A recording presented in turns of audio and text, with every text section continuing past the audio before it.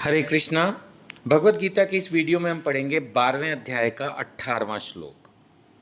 ये है 18वां और 19वां श्लोक।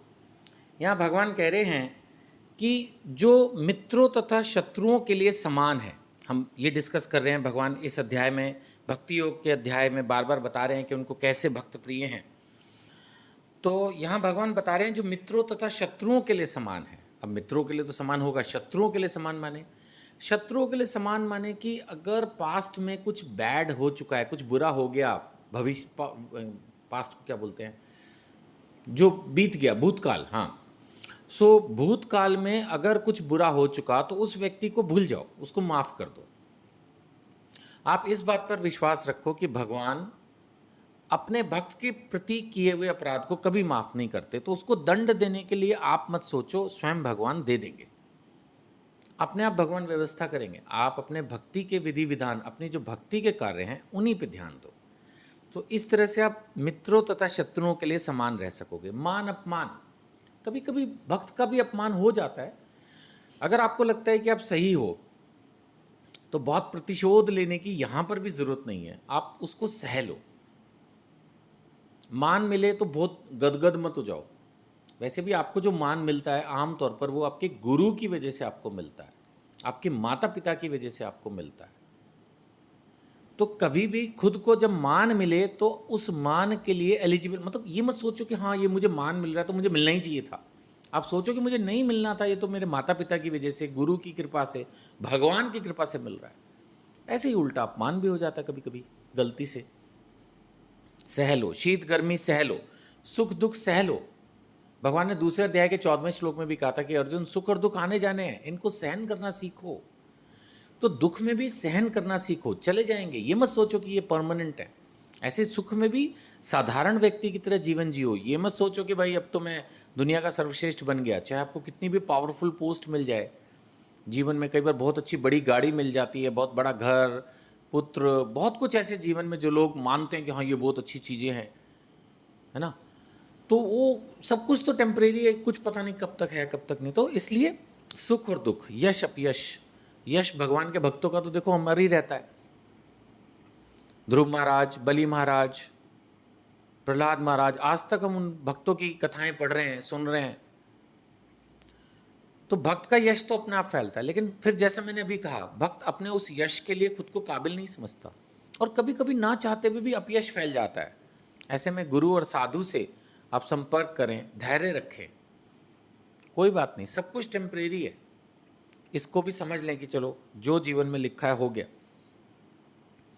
दूषित संगति से सदैव मुक्त रहता है। अब दूषित संगति, आपके दोस्त ही अगर नॉनवेज खाते हैं, दारू पीते हैं, तो ऐसे जो दोस्त हैं उनको छोड़ देना ही बेहतर, या फिर कभी कभी मिलना ही ठीक। रोज रोज जो घनिष्ठ संबंधता होती है वो ना रखें ऐसे लोगों से, क्योंकि ये लोग बहुत भौतिक विचारों के होते हैं, बहुत गहन नास्तिक हैं।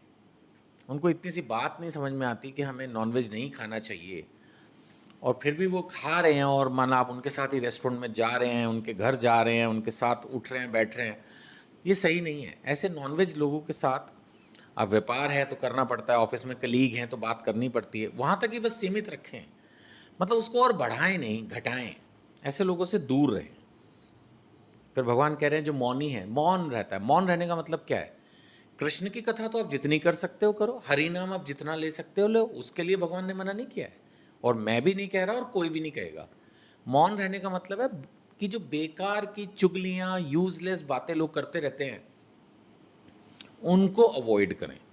गप्पे मारने में क्या ही मिल जाएगा, लोग फ़ोन पे गप्पे मार लेंगे। कई मैंने देखा लोग, मैं कभी कभी बोल भी देता हूँ भाई रोज़ एक भगवत गीता की ऑडियो वीडियो सुन लिया करो, 10 मिनट की होती है, तो समय नहीं है जी, और फ़ोन लगा लेंगे किसी को भी और यूज़लेस बातें करते रहेंगे।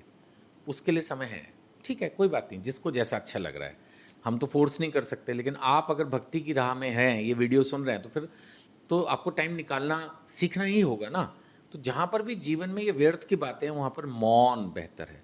और वैसे भी मैंने एक दो अपनी छोटी वीडियोज़ में भी ये बोला है कि ये ज़्यादा सलाहबाजी में भी ना जीवन खराब होता है, वहाँ पर भी मौन रखना ही बेहतर है। हर किसी को सलाह देने की कोशिश मत करो, उनको उनका जीवन जीने दो जैसा वो चाह रहे हैं। आपसे पूछें तो छोटी मोटी सलाह दे सकते हो, नहीं तो अवॉइड ही करो। आगे भगवान कह रहे हैं किसी भी वस्तु से संतुष्ट रहता है, संतुष्ट रहना सीखना होगा। जैसा जीवन में जो मिले हर चीज़ को भगवान का प्रसाद समझ के संतुष्ट रहना सीखना होगा। अगर हमारे मन में इच्छाएं होंगी, बहुत बड़ी गाड़ी ही होनी चाहिए, बहुत बड़ा घर ही होना चाहिए, बहुत सुंदर कपड़े, मोबाइल, घड़ी, कुछ भी, या खाने में भी बहुत बढ़िया खाना होना चाहिए, या कुछ भी, तो फिर आप संतुष्ट नहीं रहेंगे तो भक्ति में उतना मन नहीं लगेगा।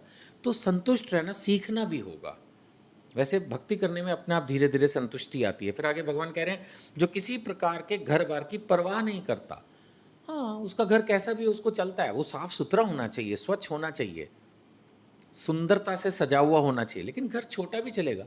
1 कमरे का मकान है तो भी ठीक है, 10 कमरे का बड़ा मकान है तो भी उसको कोई घमंड नहीं होता। और अगर 1 कमरे के मकान में रह रहे तो कोई घबराहट नहीं होती कि छोटा मकान है, कोई आएगा तो क्या सोचे, कोई उसको परवाह नहीं। उसको पता है कि मैं हूँ और मेरे भगवान मेरे साथ हैं। जैसा भगवान ने चाहा आज स्थिति में रह रहा हूँ, कल हो सकता है भगवान स्थिति बदले और ना बदले तो भी ठीक, और बदल दी तो भी क्या है, तो टेम्परेरी, आज नहीं तो कल यहाँ से जाना ही है।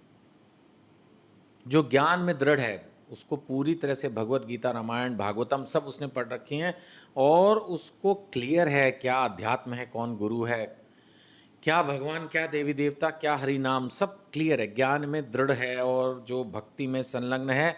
भगवान कैसे हैं, ऐसे पुरुष मुझे अत्यधिक प्रिय हैं।